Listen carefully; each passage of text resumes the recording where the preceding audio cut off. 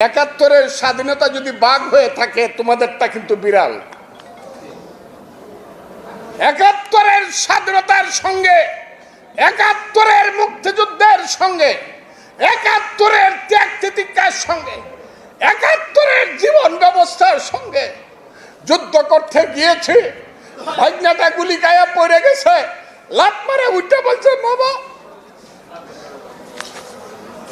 মাকে দেখো, তুমি মাকে দেখো। সেই মা পাগল হয়ে মারা গেছে। বেশি দিন ক্ষমতাকে দীর্ঘায়িত করেন না।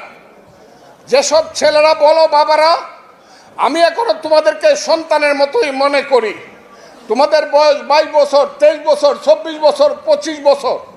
এখন বাংলাদেশের সব দলের চেয়ে বড় দলের নাম হলো সমন্বয়কের দল। হ্যাঁ, সমন্বয়ক। আমি কিশোরগঞ্জে গেছিলাম, যদি 4-5টা ছেলে হাতে ডায়েরি নিয়ে হাঁটে দিয়ে এলাম, বাবা তোমরা কারা? আমার সালাম দিছে, কয় স্যার আমরা এলাম আমরা সমরনায়ক। একটা ছেলে বলে তুমি সমরনায়ক? বোকা হয়ে গেছে, কয় না স্যার আমার ভুলে গেছে, আমরা হলাম সমন্বয়। আমি কেন আসছিলাম? ডিসি সাহেবের সঙ্গে মিটিং করতে আসছি। কোন ক্লাসে পড়ো? কলেজে ফার্স্ট ইয়ারে পড়ি, গুরুদয়াল কলেজে। এইভাবে 3টা জেনারেশন নষ্ট হয়ে যাচ্ছে বাংলাদেশের। আমরা আগে মেট্রিক পরীক্ষায় লিখতাম এই মিন লাইফে ডাক্তার হতে চাই, ইঞ্জিনিয়ার হতে চাই, সমাজকর্মী হতে চাই। এখন ছেলেরা লিখবে সমন্বয়ক হইতে চাই। কারণ সমন্বয়ক হইলে পরে ফার্স্ট ইয়ারে পড়েই ডিসি সাহেবের সাথে মিটিং করে প্রজেক্ট করা যায়। এই দেশ চাই না আমাদের ছেলেপেলেরা স্কুল কলেজ বিশ্ববিদ্যালয়ে যাও, লেখাপড়া করো। ইন্ডিয়াকে সারাদিন বকা দেও 1000 বার, আমিও বকি। কিন্তু জওহরলাল নেহরু ইউনিভার্সিটির ছাত্রের চেয়ে তুমি ভালো ছাত্র হও। বেঙ্গালুরুর আইটির একটা বিজ্ঞানীর চেয়ে ভালো বিজ্ঞানী তুমি হও। তুমি বাংলাদেশের মুখ উজ্জ্বল করো।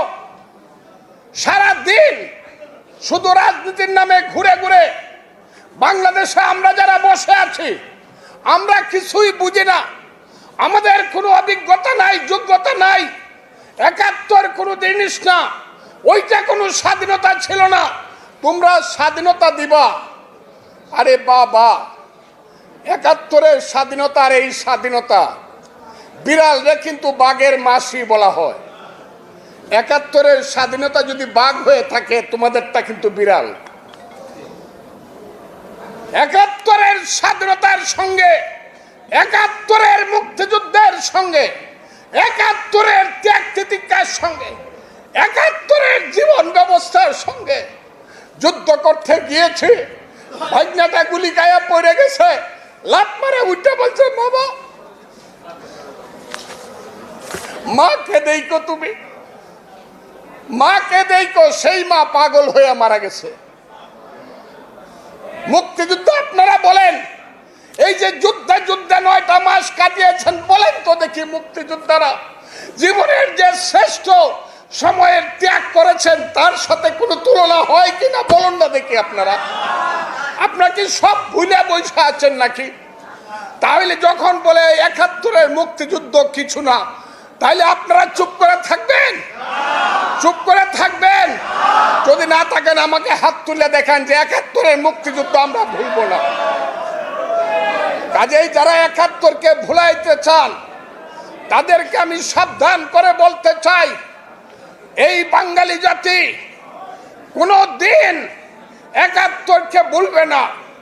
কারণ আমি সব সময় বলি, এই বাংলায় শুধু বেলি চামিলি আর জুই ফুল ফুটে না, এদেশের রক্তগোলাপ, রক্ত জব ফুটে। এদেশের জঙ্গলে শুধু কোকিল ডাকে না, এদেশের জঙ্গলে রয়্যাল বেঙ্গল টাইগারও ডাকে। এদেশে শুধু বসন্তকাল আসে না, চৈত্রের শেষে বৈশাখের প্রারম্ভে ধুলির ধ্বজা উড়ে গ্রীষ্মকালও আসে। এদেশে শুধু গ্রীষ্মকাল আসে না, উত্তাল নাগিনীর মতো ফোনা তুলতে তুলতে বর্ষাকালও আসে। এদেশে শুধু মীর জাফর, জগৎ শেখ, ইয়ার লতিফ, রাজদুল্লভ, রাজবল্লভ, আরাল বদর রাজাকার জন্মগ্রহণ করে না, যুগে যুগে জন্মগ্রহণ করে সিরাজ, মীর মদন, মোহনলাল, সূর্য সেন, ক্ষুদিরাম আর মুক্তিযোদ্ধাদের মতো বীর সন্তান এই দেশকে কেউ ধ্বংস করতে পারবে না। এই দেশ স্বাধীনতার পথে থাকবে, মুক্তিযুদ্ধের পথে থাকবে।